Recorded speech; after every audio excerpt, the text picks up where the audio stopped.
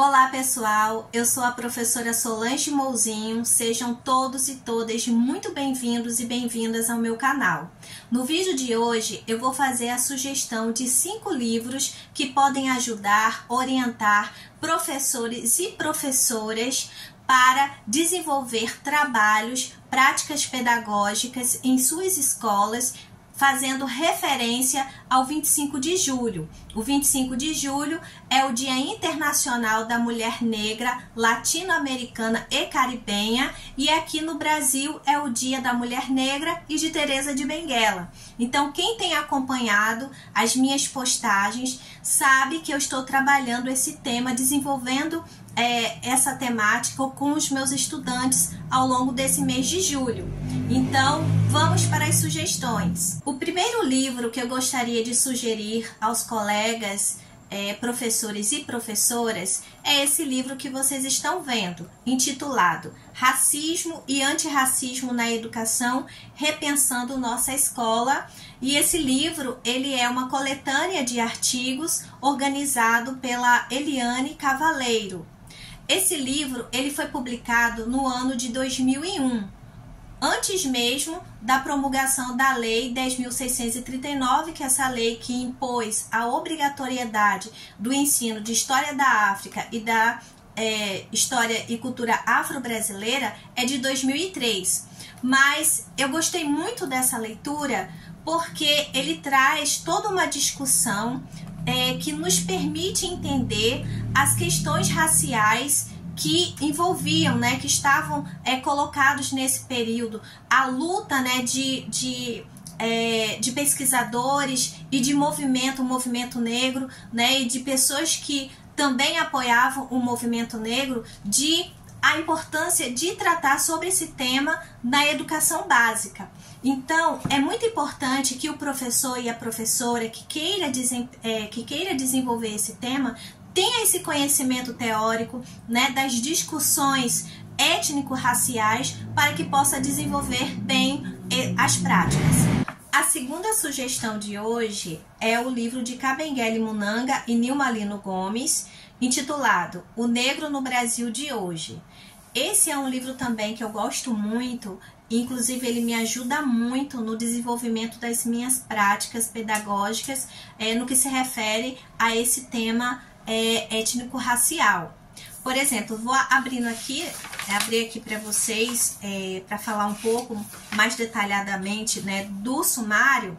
Por exemplo, no capítulo 2, ele vai tratar sobre a África, berço de diversas civilizações. Então, ele vai falar das civilizações mais antigas da África. E, em seguida, ele vai tratar sobre a resistência negra no período do Brasil escravista, depois da resistência negra no Brasil contemporâneo. E, no final, ele vai trazer histórias, dados, notas biográficas de pessoas negras que se destacaram ao longo da história do Brasil, como, por exemplo, Luísa Maim, também tem pessoas negras do período contemporâneo também que foram pessoas importantes, como Ruth de Souza, enfim. Então, é importante, por exemplo, eu vou destacar aqui, estou destacando as mulheres negras, porque o 25 de julho, ele é uma data para se dar visibilidade que se trata sobre a mulher negra.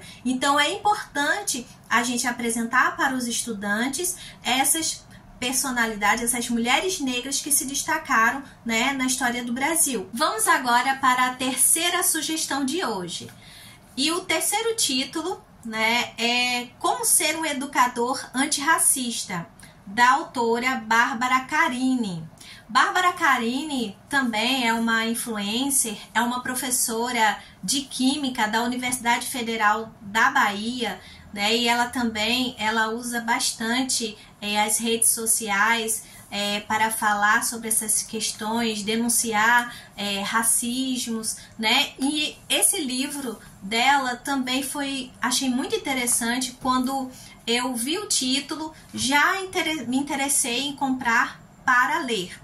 E fiz isso e gostei muito. e tô aqui sugerindo para vocês também fazer a leitura. Então, você, professor, professora que quer desenvolver essa temática, seja ela, né, o dia 25 de julho, né, que é o dia aqui no Brasil, o dia de Teresa de Benguela, ou trabalhar, né, ao longo do ano outras práticas que envolvam esse tema, é também fundamental que você faça a leitura também desse livro, que ele vai lhe dar um norte, né, uma orientação de como ser esse professor, professora, educador, educadora antirracista. E o sumário, por exemplo, já inicia, né, o primeiro capítulo. Eu, professor branco, posso ser antirracista?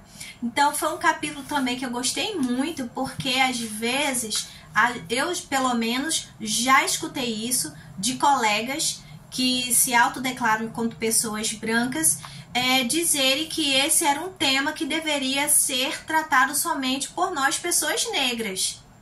E não é. Então, ela vai trabalhando ao longo desse capítulo, tratando especificamente de que as pessoas brancas também têm essa responsabilidade também de ser um educadora antirracista. Outro capítulo que também me chamou bastante atenção dessa autora foi como pensar práticas antirracistas em sala de aula. Então, ela traz exemplos de como o educador pode pensar práticas antirracistas. E nesse capítulo, ela cita o exemplo de uma escola, que é a escola Maria Filipa, que é a primeira escola, né, afro-brasileira.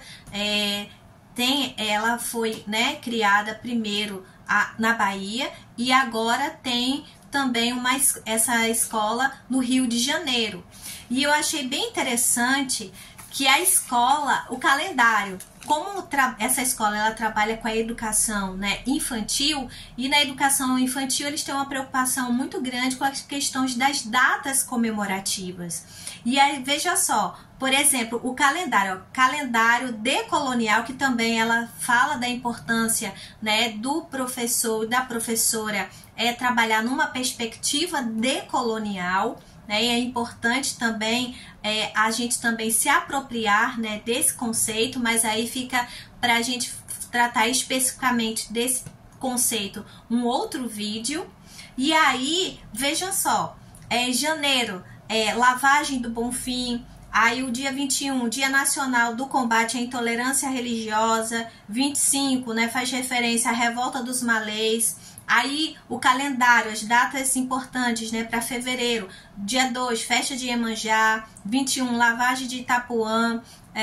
Carnaval, artistas negros, blocos afros e indígenas. Então, realmente é um calendário decolonial. Por quê? Porque vai priorizar aqui as festividades, as datas que fazem referência, que é importante para a população negra. Agora, não é que eles também não tratem, né, de outras datas, mas eles não deixam, né, de tratar, de colocar no calendário escolar essas datas que fazem referência que são importantes para a população negra. Por exemplo, o julho, né? Tá aqui o Julho das Pretas, né? Fazendo referência aí ao 25 de julho. Então, super indico essa leitura desse livro, Como Ser um Educador Antirracista, da Bárbara Carini. A quarta sugestão de hoje é o livro Independência do Brasil, As Mulheres que Estavam Lá. Esse livro foi organizado por duas autoras, a Heloísa Starling e Antônia Pellegrino. Entre as mulheres que lutaram, né, pela independência do Brasil, entre elas está Maria Filipa. Quem foi Maria Filipa? Uma mulher negra, liberta, marisqueira, também lutava capoeira e que desempenhou um papel muito importante na luta pela independência na Bahia. Então, eu sugiro também, fica a indicação, a sugestão desse livro, né, para dar visibilidade ao protagonismo, né, de Maria Filipa, que desempenhou esse papel importante, né, na luta da independência do Brasil, para destacar para os estudantes esse protagonismo dessa mulher negra. Agora vamos para a quinta e última sugestão, que é o livro Mulheres Negras no Brasil Escravista e do Pós-Emancipação. Esse livro foi organizado por Giovana Xavier, Juliana Barreto Farias e Flávio Gomes. Esse livro ele é uma coletânea de artigos de vários pesquisadores e pesquisadoras, onde trouxeram, né, em seus artigos a história, a experiência de mulheres negras em várias partes do Brasil, Norte, Nordeste, Sul. E foi muito importante, eu gostei muito de fazer a leitura desse livro, inclusive eu fiz a leitura desse livro esse ano, especificamente no mês de fevereiro, e foi bastante interessante porque eles vão dar visibilidade a outros tipos de resistência de mulheres negras. Muitas das vezes a gente imagina que o protagonismo, né, só é exercido, só é feito a partir do enfrentamento direto, como por exemplo o caso, né, a experiência de Maria Filipa, como eu acabei de citar para vocês um pouco antes. Mas existiram outros modos também, né, das mulheres negras elas resistirem, por exemplo, no período da escravização. Então, por exemplo, eu vou citar aqui um exemplo da pesquisadora Solange Rocha. E aí, por que eu vou citar esse exemplo? Porque eu sou aqui do estado da Paraíba. Solange Rocha é uma das professoras, né, pesquisadoras aqui da Universidade Federal da Paraíba, inclusive foi minha professora, minha orientadora. Então ela traz uma das mulheres negras que ela apresenta em seu artigo a experiência de Gertrudes Maria. Gertrudes Maria era uma mulher liberta, né? Ela recebeu a Carta de Liberdade sob condição, ela comprou essa carta, ela exercia, né, ou trabalhava como quitandeira, e ela comprou a carta de alforria dela por 100 mil réis. Então, ela comprou essa carta de alforria a partir, né, do trabalho que ela exercia, né, como quitandeira, e sendo que era uma carta de liberdade condicionada. Qual era a condição? Ela continuar acompanhando seus proprietários. Sendo que seus proprietários, né, se endividaram e os credores queriam, né, como ressarcimento dessa dívida, reescravizar a Gertrudes Maria. Então, ela tendo acesso a essa informação, ela buscou, né, pessoas, né, advogados que pudessem ajudá-la a resolver esse caso. Então, ela entrou numa batalha judicial. Então, é bem interessante nós termos conhecimento, né, dessas experiências, dessas mulheres, para justamente identificarmos a resistência dessa população negra a esse sistema, né, que foi o sistema da escravização. Então, esse é apenas um exemplo, né, de tantos outros que esse livro traz. Então, eu super indico a leitura desse livro. Essas são as 5 sugestões que eu faço a vocês, professor, professora, que queira trabalhar, desenvolver práticas pedagógicas relacionadas, né, fazendo referência ao 25 de julho,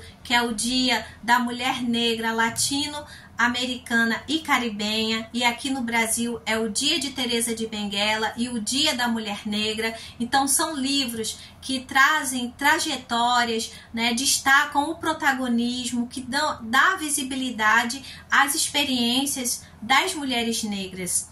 Então, vejam o quanto é importante nós, professores e professoras, estarmos sempre estudando, lendo, que inclusive é uma prática que eu sempre faço, né, de estar sempre indo à livraria, vendo os livros que estão sendo lançados, para manter, né, atualizado a questão das discussões, o quanto que é importante também a história das mulheres, e especificamente destacando aí a história das mulheres negras, para justamente a gente dar visibilidade, que a gente sabe que a gente vive num país em que o racismo ainda persiste. Então, nós que somos educadores, educadoras, a estratégia que nós temos, né, uma das estratégias que temos para combater o racismo é a educação.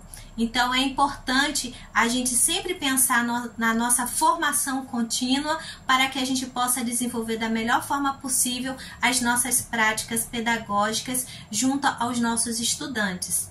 Então, espero que vocês tenham gostado dessas sugestões. Você que está vendo esse vídeo pela primeira vez, né, convido vocês a acompanhar as minhas postagens, fazendo a inscrição, ativando o sininho para você receber as notificações quando tiver vídeo novo. E você que já é inscrito no meu canal, que sempre acompanha as postagens, meu muito obrigada. E obrigada a todos e todas. Até o próximo vídeo, pessoal. Tchau, tchau.